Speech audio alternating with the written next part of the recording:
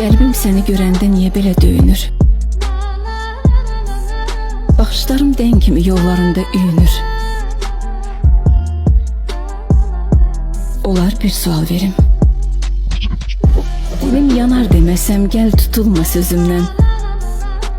Niyə mənim hər gecə yuxum qaçır gözümdən? Olar bir sual vereyim. Baxışımdan qəlbinə sevgi səpsəm olarmı? Gecə ay ışığında səni öpsəm olarmı? Olar bir sual verim. Eşq bir meydi deyiblər. Mən bu meydan içimmi? Gəlib sizin hər səhər küçənizdən keçimmi?